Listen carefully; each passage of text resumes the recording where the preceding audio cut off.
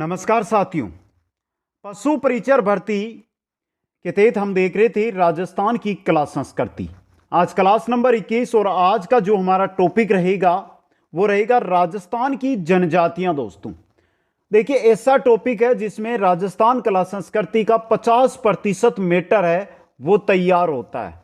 तो जो भी साथी इस टॉपिक को देख रहे हैं थोड़ा ध्यान से देखना, समझना, क्योंकि बहुत सारी जानकारी जनजातियों से रिलेटेड यहां पर मिलेगी जो आपके बहुत काम आगे आएगी। दोस्तों समझ गए? ये भाग ए रहेगा, यानी भाग 1 रहेगा। 2 भागों के अंदर कंप्लीट टॉपिक को हम देखेंगे। लगभग 30 मिनट की क्लास रहेगी आज की। बहुत शानदार क्लास आपके लिए रहेगी। कंप्लीट नोट्स है जो राजस्थान जीके, पशुपालन, विज्ञान, सभी नोट्स कुछ अमन ऑनलाइन क्लासेज ऐप पर उपलब्ध है, वहां से आप प्राप्त कर सकते हैं। दोस्तों शुरू करते हैं आज की इस बेहतरीन क्लास को। नए जिलों के अनुसार हम अध्ययन करते हैं, तो एक बार वीडियो को लाइक, शेयर और चैनल को सब्सक्राइब करना ना भूले। दोस्तों इसके साथ जो साथी हमारे साथ जुड़े हुए हैं और किसी भी प्रकार की उनको कोई जानकारी चाहिए तो इंस्टाग्राम नीचे दिया हुआ है, वहां पर जाकर कोई भी जानकारी पशु परिचर भर्ती की अगर आप लेना चाहते हो तो ले सकते हो।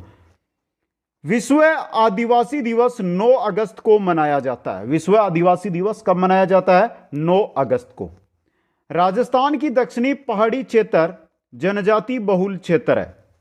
दक्षिणी पहाड़ी भाग है, वहां पर जनजातियां पाई जाती है। जनजातियां बहुत अधिक मात्रा में बहुल्य क्षेत्र है। दोस्तों राजस्थान में अनुसूचित जनजाति संख्या का प्रतिशत 13.5% है। दोस्तों अनुसूचित जनजाति है, उसका कुल जनसंख्या में कितना योगदान है? 13.5%। जनजाति जनसंख्या के आधार पर राजस्थान का भारत में चौथा स्थान है। जनजाति जनसंख्या के आधार पर राजस्थान का स्थान भारत में चौथा है, लेकिन प्रतिशत की बात करते हैं ना, प्रतिशत के आधार पर भारत में 13वां स्थान किसका है?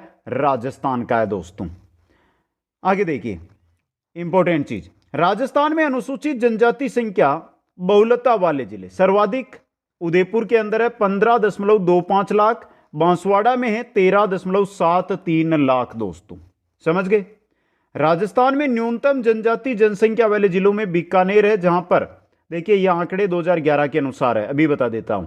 लगभग 7,779 जो है जो आपके जनजाति से हैं। नागौर में 10,412 जो है जनजाति के लोग हैं जो 2011 के आंकड़ों के अनुसार निवास करते हैं। दोस्तों तो जो साथी प्यारे साथी नोट्स बना रहे हैं वो स्क्रीनशॉट ले लें, और बेहतरीन क्लास है। इंपॉर्टेंट क्वेश्चन पहले बोल देता हूं, आज बोल देता हूं, एग्जाम जो होगा आपका उसके अंदर आज बोल रहा हूं 2 क्वेश्चन इस टॉपिक से रिलेटेड बनेंगे और उनको पढ़ना है, तो ये टॉपिक थोड़ा ध्यान से देखना होगा। दोस्तों चलिए दोस्तों आगे।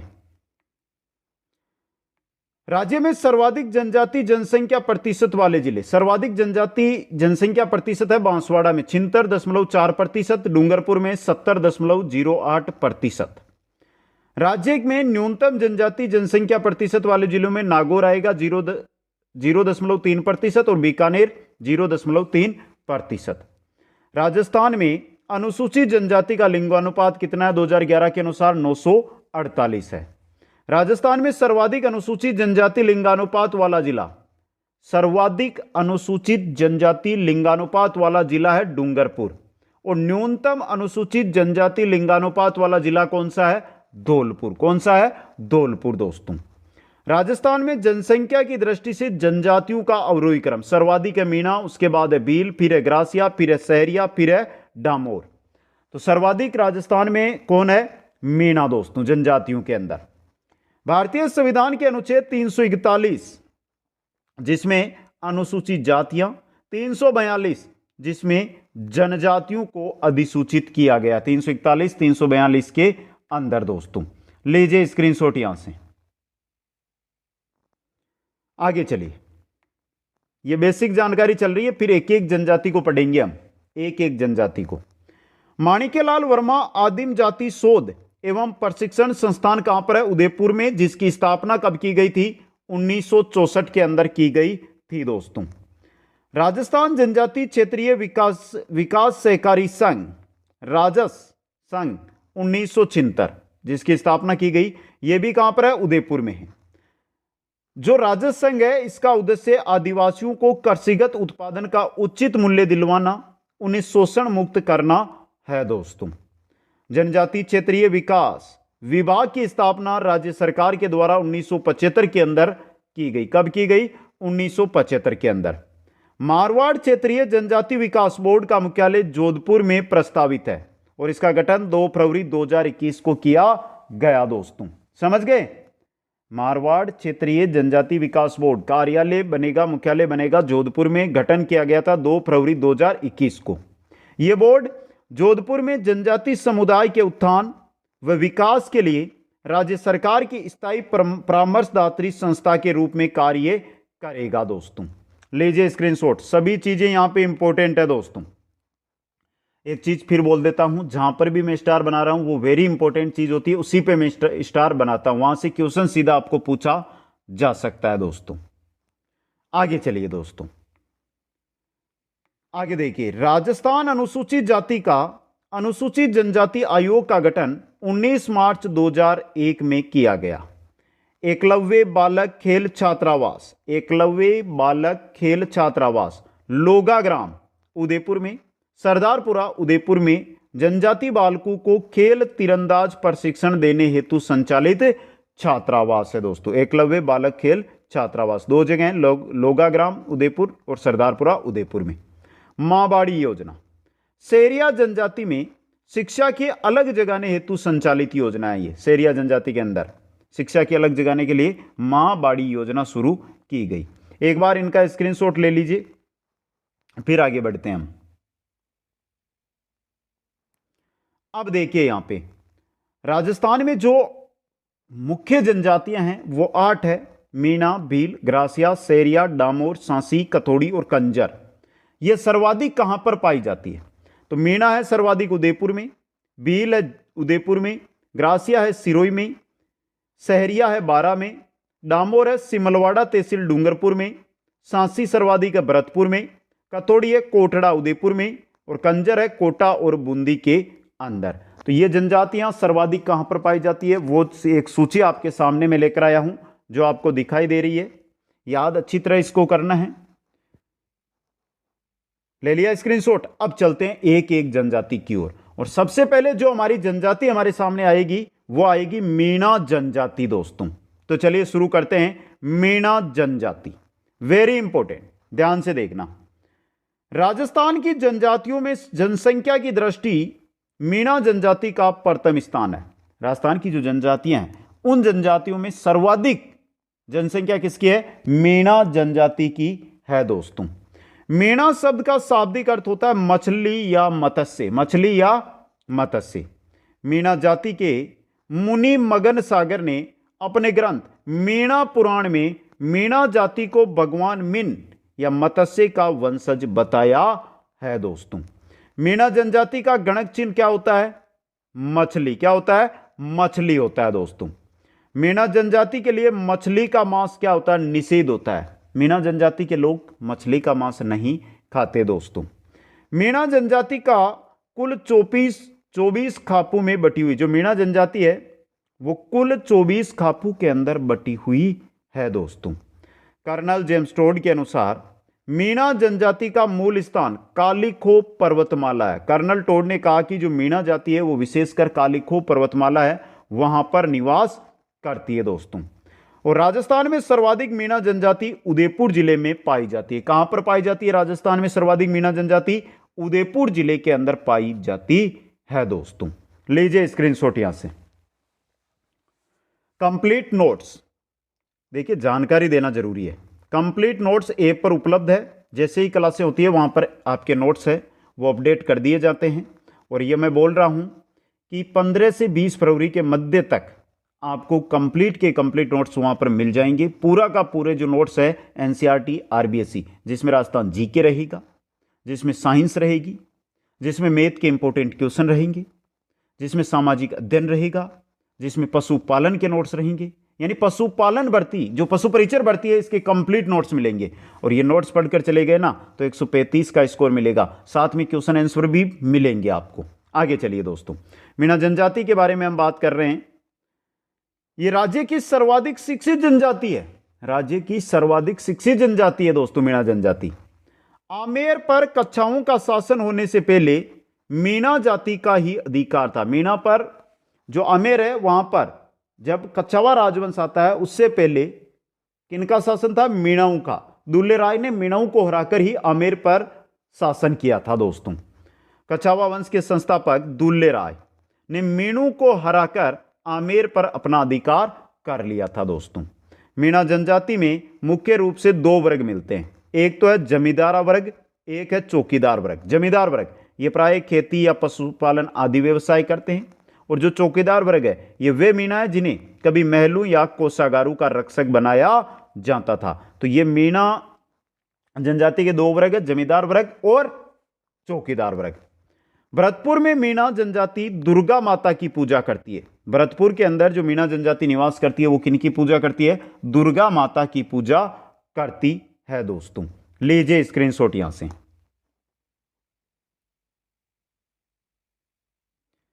चलिए आगे।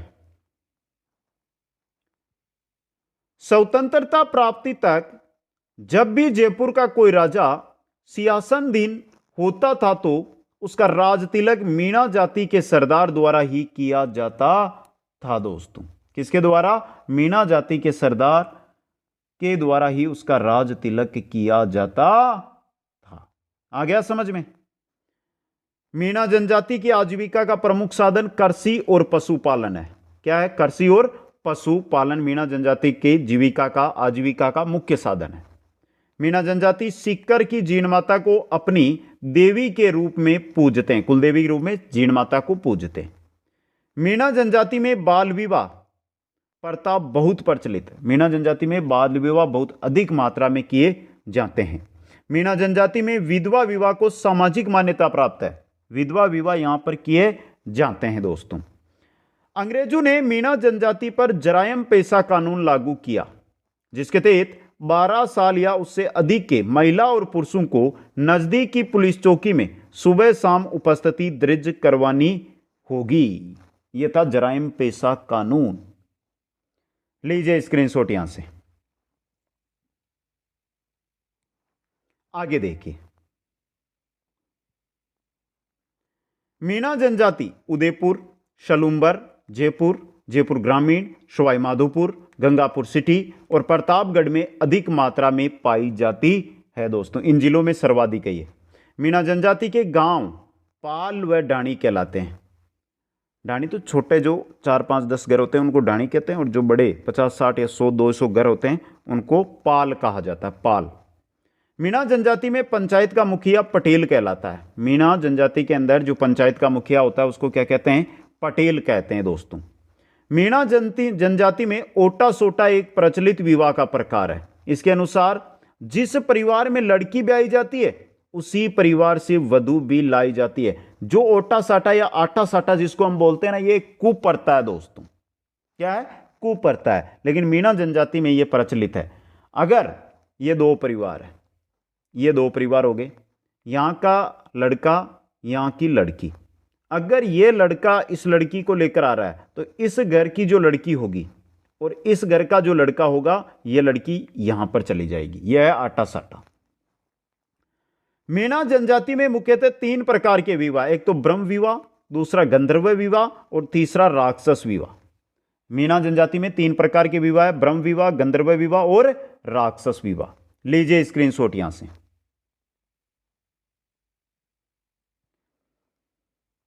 अब देखिए आगे यहां पे मीणा जनजाति में विवाह विच्छेद का जो विशेषाधिकार है वो मुख्यतया पुरुषों को प्राप्त है। मीणा जनजाति में विवाह विच्छेद पुरुषों को प्राप्त है, जिसके अंतर्गत पति द्वारा जो उसकी पत्नी है उसके दुपट्टे का कुछ भाग फाड़कर स्त्री के हाथ में देने से पति पत्नी के संबंध समाप्त हो जाते हैं, और इसी प्रथा को कहते हैं छेड़ा फाड़ना। छेड़ा फाड़ना मतलब तलाक। दुपट्टे के फटे टुकड़े को हाथ में लेकर स्त्री सिर पर पानी कलश रख के इच्छित मार्ग पर चलती है, और सिर से कलश उतारने वाला प्रथम पुरुष बावी पति कहलाता है। आजकल तो ये प्रथाएं बंद हो गई है, बहुत मात्रा में, लगभग बंद हो गई है, लेकिन पुराने समय के अंदर ये प्रथाएं प्रचलित थी दोस्तों। मीणा जनजाति में एक गांव का पटेल होता है, वो पंच पटेल कहलाता है। गांव का पटेल पंच पटेल। मीणा जनजाति में शरीर पर गुदवाने का रिवाज है। टैटू बनाने का रिवाज मीणा जनजाति में है। मीणा जनजाति में मृतक के शरीर को जलाने की प्रथा प्रचलित है तथा मृत्यु के 12वें दिन सामूहिक भोज महोत्सव किया जाता है, जो ये भी क्या आपका एक ये मान के चल सकते हो एक कुप्रथा ही है दोस्तों। मीणा जाति की पंचायत द्वारा महिला को भगाकर ले जाने वाले पुरुष से मुआवजे के रूप में वसूल की जाने वाली राशि झगड़ा राशि कहलाती है। कोई पुरुष अगर किसी महिला को भगाकर ले जाता है तो उसके बाद उस पुरुष से जो राशि वसूल की जाती है उसको झगड़ा राशि कहा जाता है दोस्तों। लीजिए स्क्रीनशॉट। आगे देखिए, मीणा जनजाति की महिलाओं द्वारा गले में पहना जाने वाला विशेष आभूषण मादलिया कहलाता है। मीणा जनजाति की महिलाएं जो गले में आभूषण पहनती है उसको मादलिया कहते हैं। मीणा जनजाति भूरिया बाबा यानी गौतमेश्वर जी की कभी झूठी कसम नहीं खाती है। मीणा जनजाति गौतमेश्वर जी की झूठी कसम, भूरिया बाबा की झूठी कसम कभी नहीं खाती है। मीणा समाज में अनाज संग्रह हेतु मिट्टी की बनाई बड़ी बड़ी कोठियां ओबरी कहलाती है। क्या कहलाती है? ओबरी कहलाती है दोस्तों। और आदिवासी मीणों के जंगलों में बने घर मेवासे कहलाते हैं। आदिवासी मीणा जिनके जंगलों में बने हुए घर है उनको मेवासे कहा जाता है दोस्तों। यह है मीणा जनजाति, जिसके बारे में कंप्लीट जानकारी आपको मैंने दे दी। ले लिया यहां से स्क्रीनशॉट। अगली जनजाति की ओर हम बढ़ते हैं। जो इंपोर्टेंट जनजाति है वो है भील जनजाति दोस्तों। थोड़ा सा ध्यान से देखना, इंपोर्टेंट क्वेश्चन यहां से भी बनेंगे। ये राजस्थान की सबसे प्राचीनतम जनजाति है। भील जनजाति राजस्थान की सबसे प्राचीनतम जनजाति। भील शब्द द्रविड़ भाषा के बिल का अपभ्रंश है। द्रविड़ भाषा के बिल का भील है, जिसका अर्थ होता है तीर कमान। क्या अर्थ होता है? तीर कमान। भील जनजाति उदयपुर में सर्वाधिक है, सलुम्बर में भी है, सिरोही में भी है, भीलवाड़ा में भी है, शाहपुरा में भी है, डूंगरपुर में भी है और बांसवाड़ा। इन सभी जिलों के अंदर भील जनजाति पाई जाती है दोस्तों। एक क्वेश्चन जो सर्वाधिक पूछा गया वो है, कर्नल जेम्स टोड ने भीलों को वनपुत्र कहा है। वन में रहने वाले वनपुत्र इनको कहा है दोस्तों। भील स्वयं को महादेव की संतान मानते हैं। भील स्वयं को क्या मानते हैं? महादेव की संतान मानते हैं दोस्तों। रोने, नाम है ये रोने। रोने ने अपनी पुस्तक विल्ड ट्रिप्स ऑफ इंडिया में भीलों का निवास स्थान मारवाड़ को बताया है। आज तक यहां से क्वेश्चन भी नहीं आया है, समझ गए? लीजिए screenshot. Wild tribes of India पुस्तक है ये रोने की, उसमें भीलों का मूल निवास बताया गया मारवाड़। आगे चलिए। जो उंदरिया पंथ है वो भीलों में प्रचलित है। उंदरिया पंथ किन में? भीलों में। और यह पंथ मुख्यतः जैसमंद झील के आसपास के क्षेत्रों में ही प्रचलित है दोस्तों। वस्त्रों के आधार पर भील दो प्रकार के हैं, एक तो लंगोटिया भील, दूसरे पोतिया भील। जैसे वस्त्र धारण करते हैं ना, उसी के आधार पर लंगोटिया भील और पोतिया भील दोस्तों। भील दुल्हन के द्वारा पहनी जाने वाली लाल रंग की साड़ी सिंदूरी कहलाती है। सिंदूर लाल रंग का होता है, जो ललाट पर सुहागन स्त्रियां लगाती है। अब देखिए, तो भील दुल्हन होती है ना, दुल्हन, वो अगर जो लाल रंग की साड़ी पहनती है उसको सिंदूरी कहते हैं। क्या कहते हैं? सिंदूरी। भीलों का रणघोष है फायरे फायरे। जब भी कोई मुसीबत होती है फायरे फायरे, जिसके द्वारा भील किलकारी मारते हुए एक जगह इकट्ठे हो जाते हैं दोस्तों। भील स्त्रियों का मुख्य पहनावा अंगरूठी कहलाता है। जो भीलों का मुख्य पहनावा है महिलाओं का, उसे अंगरूठी कहते हैं। क्या कहते हैं? अंगरूठी दोस्तों। भील पति कभी भी पत्नी का परित्याग नहीं करते हैं। जिस प्रकार मीणा जनजाति में पत्नी का परित्याग पति करता है, समझ गए, वैसा भील में नहीं। भील कभी भी अपनी पत्नी का परित्याग नहीं करते हैं, लेकिन पत्नी है ना, पत्नी, वो परित्याग कर सकती है पति का। समझ गए? भीलों में उपचार करने की विधि डाम कहलाती है। किसी भी प्रकार के रोग की अगर उपचार किया जाता है, डाम, यानी कि जैसे हाथ है, हाथ के ऊपर गर्म जो सुई होती है उसे डाम लगाया जाता है। भीलों में कन्या का मूल्य देकर विवाह किया जाता है, जिसे दाबा कहते हैं। जैसे ही कोई जो लड़का है वो किसी लड़की से शादी करेगा तो उस लड़की से शादी करने के एवज में उस लड़के को कुछ राशि उस लड़की के घर वालों को देनी पड़ती है, उसे दापा कहा जाता है। क्या कहते हैं? दापा उसको कहते हैं दोस्तों। लीजिए स्क्रीनशॉट। आगे चलिए। विवाह के अवसर पर भील पुरुष द्वारा जमीन पर घुटने टेक कर तलवार को घुमाते हुए नृत्य करना हाथीमना कहलाता है। हाथीमना नृत्य विवाह के अवसर पर किया जाता है, भील जनजाति के अंदर किया जाता है। जमीन पर घुटने टेक कर तलवार को घुमाते हुए नृत्य किया जाता है। भीलों के घरों को कु या टापरा कहा जाता है। भीलों के घरों को कु या टापरा कहा जाता है दोस्तों। टापरा के बाहर बने बरामदे डालिया या डहलिया कहलाते हैं। जो टापरा होता है, टापरा या टपरा, टापरा, टापरा के बाहर जो बरामदे बने होते हैं उनको डालिया या डहलिया कहते हैं दोस्तों। भीलों के बहुत से झोंपड़े मिलकर पाल कहलाते हैं। भीलों के अगर बहुत सारे झोंपड़े एक जगह हैं तो उसको पाल कहते हैं, और इनका मुखिया पालवी कहलाता है। इनका मुखिया क्या कहलाता है? पालवी। भीलों के छोटे गांव फलां गांव कहलाते हैं, यानी भीलों के छोटे गांव को फला कहा जाता है। भीलों की बस्ती को पाल कहा जाता है। भीलों की जो बस्ती होती है उसको क्या कहते हैं? पाल। तो बहुत सारे झोंपड़े जहां पर होंगे तो वो भीलों की बस्ती होगी, तो उसको पाल कहते हैं, और पाल का मुखिया पालवी कहलाता है दोस्तों। समस्त पाल का मुखिया गमेती, जो भील लोगों का नेता होता है उसको गमेती कहते हैं। समस्त पाल का मुखिया, समस्त जो जितने भी पाल है, जितने भी झोंपड़े हैं उनका मुखिया। जितने भी झोंपड़े मिलकर अलग अलग पाल बनते हैं, 4-5 पाल एक जगह हो जाते हैं, उनका मुखिया गमेती कहलाता है। मक्के की रोटी और कांदा यानी प्याज का भात भीलों का मुख्य भोजन है दोस्तों। ये क्या है? मक्के की रोटी और प्याज का भात मुख्य भोजन भीलों का होता है दोस्तों। लीजिए स्क्रीनशॉट यहां से।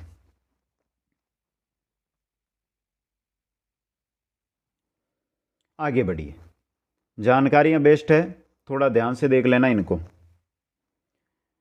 मैदानी बागों में वनों को काटकर की जाने वाली खेती दजिया कहलाती है। मैदानी बागों के अंदर वन, जंगल को हटाकर खेती की जाती है, वो दजिया कहलाती है। पहाड़ी डालों पर वनों को जलाकर, पहाड़ी डाल है वहां पर वनों को जलाकर प्राप्त की गई भूमि में वर्षा काल में की जाने वाली खेती चीमाता कहलाती है। क्या कहलाती है? चीमाता दोस्तों। भीलों में कुल का एक देवता होता है जिसे टोटम कहते हैं। भीलों के अंदर जो अलग अलग कुल है उनमें एक देवता होता है, उसे टोटम कहते हैं। भीलों के सिर पर बालों को ढकने का सापा कहलाता है पोतिया, यानी भीलों का सापा पोतिया कहलाता है। भीलों का सापा पोतिया कहलाता है दोस्तों। 1883 ईस्वी में गोविंदगिरी के द्वारा भीलों का उत्थान के लिए सिरोई में संप सभा की स्थापना की गई थी। किसके द्वारा? गोविंदगिरी के द्वारा। तो जब भी जनजातीय आंदोलन हम पढ़ते हैं तो वहां पर संप सभा आती है, इंपॉर्टेंट चीज। मानगढ़ धाम बांसवाड़ा 1913 याद रखना, मानगढ़ धाम कांड गोविंदगिरी का तपस्या स्थल रहा जहां से उन्होंने भगत पंथ की भी शुरुआत की दोस्तों। भीलों की भाषा बागड़ी है। भील कौन सी भाषा बोलते हैं? बागड़ी भाषा भील बोलते हैं दोस्तों। लीजिए स्क्रीनशॉट यहां से। अब चलिए आगे दोस्तों। भीलों में मंदिर व थानों का पुजारी होता है, उसे विला कहते हैं। भीलों के जो मंदिर है, जो थान है, उनका पुजारी विला कहलाता है। भीलों में मृत्यु संस्कारों को संपन्न कराकर दान दक्षिणा प्राप्त करने वाला व्यक्ति गाशड़े, गुरु, पुजारी या जोगी इन नामों से जाना जाता है। भील परिवार में घर का मुखिया पिता होता है। घर का मुखिया पिता होगा। घर का मुखिया कौन होगा? पिता होता है दोस्तों। भीलों में यात्री के मार्गदर्शक, भीलों के अंदर जो यात्री होते हैं उनके मार्गदर्शक को बोलावा कहते हैं। बोलावा कहा जाता है दोस्तों। भीलों को उनकी पैदावार का उचित लाभ दिलाने हेतु उदयपुर में राजसंघ संस्था कार्यरत है दोस्तों। भीलों का प्रमुख त्योहार होली है। भीलों का प्रमुख त्योहार कौन सा है? होली है दोस्तों। डूंगरपुर जिले के भिलुड़ा गांव में भीलों द्वारा पत्रों से होली खेलने की परंपरा, राड़ खेलना है। डूंगरपुर जिले का गांव है भिलुड़ा, जहां पर भीलों के द्वारा पत्रों के साथ होली खेली जाती है, जिसे राड़ खेलना कहते हैं दोस्तों। ले लीजिए स्क्रीनशॉट एक बार।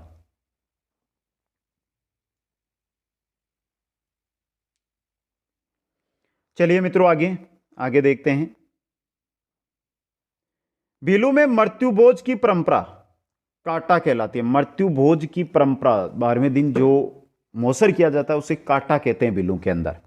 बीलू में बाल विवाह नहीं किया जाता है, बीलू में बाल विवाह नहीं होता है।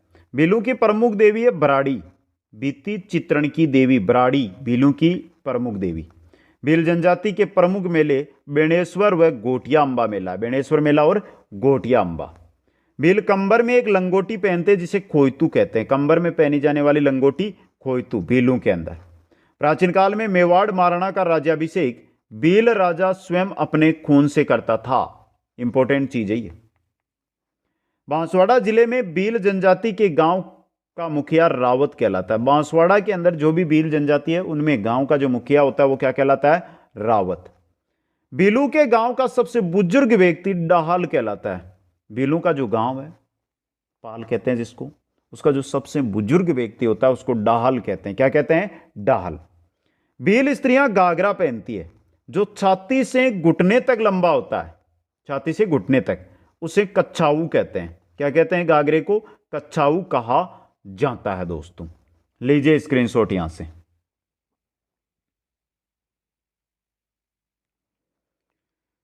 आगे चलते हैं। भीलू द्वारा अपने मुख्य देवता राई बुढ़िया की आराधना में पुरुषों द्वारा गौरी नृत्य किया जाता है। गौरी किनका है? भीलू का नृत्य है। इसके अलावा देखिए गेर, गौरी, राई, युद्ध, द्विचक्री, नेजा, डेकन। गेर, गौरी, राई, युद्ध, द्विचक्री, नेजा, डेकन, ये भीलू के नृत्य है। तो यहां से नृत्य, भीलू के मुख्य नृत्य आ गए हैं आपके। गेर, गौरी, राई, युद्ध, द्विचरी, नेजा, डेकन, ये भीलू के नृत्य है। डूंगरपुर में भीलू का प्रसिद्ध मेला गोटिया अम्बा मेला बांसवाड़ा में लगता है। समझ गए? भीलू में बंगोरिया नामक त्योहार में युवक युवतियां प्रेम विवाह का प्रचलन अपना जीवन साथी चुनते हैं। भीलू में बंगोरिया नामक त्योहार मनाया जाता है जहां पर युवक युवतियां अपने पसंद का युवक युवती को, युवती युवक को चयन करते हैं, जिसको प्रेम विवाह कहते हैं। कहने का मतलब भील अपना जीवन साथी मेले में ढूंढते हैं। अब मेला है और यहां पर एक बंगोरिया त्योहार भी मनाया जाता है दोस्तों। भील जनजाति की अनोखी वैवाहिक प्रथा है जिसमें देव वृक्ष, पीपल, सागवान, बांस को साक्षी मानकर लड़का व लड़की पति पत्नी के रूप में जीवन साथी बन जाते हैं और यह विवाह हाथी वेड़ो कहलाता है। एक वृक्ष को साक्षी मानकर जब शादी करते हैं तो उसे हाथी वेड़ो कहते हैं, जो भील जनजाति के अंदर प्रचलन में है दोस्तों। भील जनजाति में विवाह के अवसर पर मंडप की सजावट आम वृक्ष की पत्तियों से की जाती है। आम वृक्ष की पत्तियों से विवाह का मंडप की सजावट भील जनजाति में की जाती है। लीजिए स्क्रीनशॉट यहां से। आगे चलिए, थोड़ा सा मैटर और बचा है, 4-5 मिनट का। भील पुरुष प्राय घरों में तौलिया या अंगोछा लपेटे हुए रहते हैं जिसे फालू कहा जाता है। शादी के समय पहना जाने वाला पीले रंग का लहंगा पीरिया कहलाता है। लहंगा नहीं है, लहंगा है ये, लहंगा। पीले रंग का लहंगा जो पहनते हैं उसे पीरिया कहते हैं।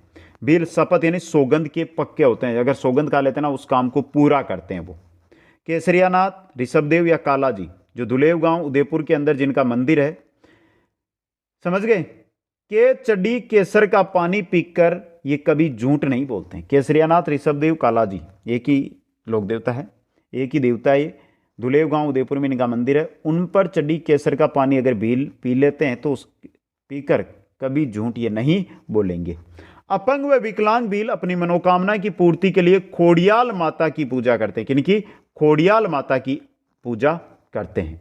भीलों द्वारा इस्तेमाल किए जाने वाले जंगली अनाज कोदरा है। जंगली अनाज कौन सा है? जंगली अनाज होता है उसको कोदरा कहते हैं। क्या कहते हैं? कोदरा के नाम से जाना जाता है। ले लीजिए स्क्रीनशॉट। अगली इंपॉर्टेंट चीज, वेरी इंपॉर्टेंट, यहां से क्वेश्चन बन सकता है। भीलू द्वारा निकाली जाने वाली स्थानीय शराब को मावड़ी कहा जाता है, जो महुआ से बनती है। महुआ वृक्ष की छाल से इस शराब को बनाया जाता है जिसे मावड़ी कहते हैं। भीलों में जनचेतना जागृत करने के लिए 1921 में मोतीलाल तेजाउत के द्वारा मातृकुंडिया चित्तौड़गढ़ नामक स्थान पर एक ही आंदोलन चलाकर वनवासी संघ की स्थापना की गई। तो 2 आंदोलन हो गए, भगत पंथ, समझ गए। यहां पे एक ही आंदोलन जो भी जनजाति आंदोलन है मोतीलाल तेजाउत ने 1921 में शुरू किया था मातृकुंडिया चित्तौड़गढ़ से। भील पाडा शब्द को सुनकर प्रसन्न होते हैं तो कांडी शब्द को सुनकर गाली मानते हैं। पाडा से तो बहुत खुश होते हैं, लेकिन अगर कांडी बोल दिया तो उसको गाली मानते हैं दोस्तों। बेणेश्वर मेले को आदिवासियों का कुंभ, यानी भीलों का ये प्रमुख त्योहार भी है और आदिवासियों का कुंभ बेणेश्वर मेले को माना जाता है। भीलों द्वारा पहनी जाने वाली तंग धोती ढेपाड़ा कहलाती है। भीलों के द्वारा जो तंग धोती पहनी जाती है उसे ढेपाड़ा कहते हैं। भीलों में तलाक को छेड़ा फाड़ना कहा जाता है। तलाक को छेड़ा फाड़ना ही कहा जाता है। ले लीजिए स्क्रीनशॉट यहां से।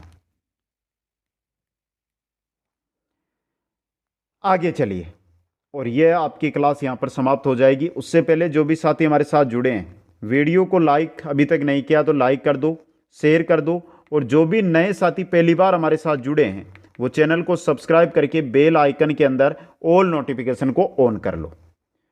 भीलों में विधवा विवाह का प्रचलन है, परंतु छोटे भाई की विधवा को बड़ा भाई पत्नी नहीं बना सकता है। समझ गए?